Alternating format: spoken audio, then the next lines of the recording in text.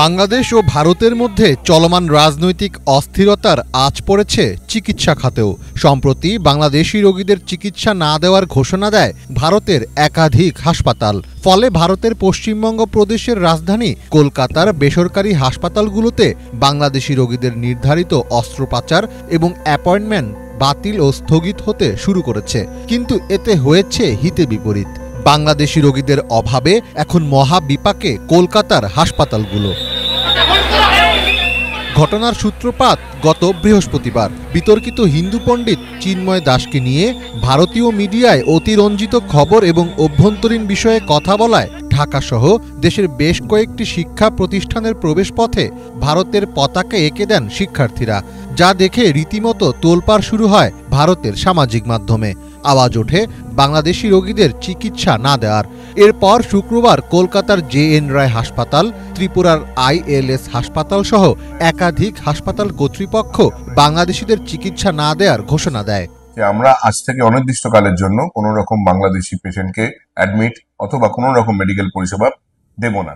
কিন্তু সাময়িক উত্তেজনার জেরে এমন সিদ্ধান্ত নিয়ে উল্টো ক্ষতির মুখে পড়েছে এসব হাসপাতাল।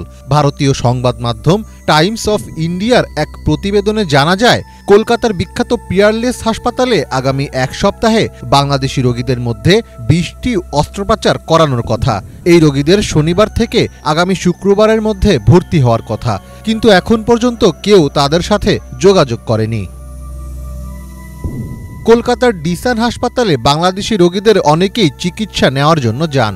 এই হাসপাতালে গত মাসে বাংলাদেশি রোগীদের চিকিৎসা নেওয়ার হার প্রায় 75% হ্রাস পেয়েছে। একই অবস্থা কলকাতার BP পোদ্দার হাসপাতালের। এই হাসপাতালে ক্রিসমাসের সময় বাংলাদেশি রোগীর সংখ্যা বেড়ে যায়, কিন্তু এবার বাংলাদেশি রোগীদের অভাবে ডিসেম্বরের শেষ 10 দিনের নির্ধারিত প্রায় 50টি অস্ত্রোপচার স্থগিত করা হয়েছে। তবে এর মাঝেই ভিন্নধর্মী এক পদক্ষেপ নিয়েছেন শিলিগুড়ির একজন চিকিৎসক। শিখর বন্দ্যোপাধ্যায় নামের এই চিকিৎসক বাংলাদেশি রোগীদের চিকিৎসা দিতে রাজি আছেন, কিন্তু এর আগে ভারতীয় পতাকায় প্রণাম করে তার চেম্বারে প্রবেশ করতে হবে। এমনকি চেম্বারের দরজায় ভারতের পতাকা টাঙিয়ে প্রণামের নির্দেশিকাও দিয়ে রেখেছেন তিনি। গত 5 আগস্টের পর থেকে বাংলাদেশিদের ভিসা দেওয়া সাময়িক বন্ধ রাখে ভারত।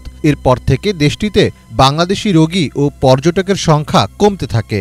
তবে পশ্চিমবঙ্গ মেডিকেল কাউন্সিল বাংলাদেশি রোগীদের চিকিৎসা সেবা দেওয়া বন্ধের বিষয়টিকে সমর্থন করেনি। এছাড়া চিকিৎসকদের একাংশের এই সিদ্ধান্তের বিরোধিতা করেছেন কলকাতার মেয়র ফিরহাদ হাকিম। যদিও চিকিৎসকদের অনেকে বলছেন, সম্পর্ক স্বাভাবিক না হওয়া পর্যন্ত বাংলাদেশি রোগী দেখা বন্ধ রাখবেন তারা। একটা মানুষ যদি অসুস্থ হয়ে যায়, সে আমার শত্রু হলেও আমি তাকে সুস্থ করব। এটা হচ্ছে একটা ডাক্তারের ধর্ম, একটা চিকিৎসকের ধর্ম, একটা চিকিৎসা কেন্দ্রের ধর্ম। মীর ফজলে রাব্বি, বাংলা ভিশন।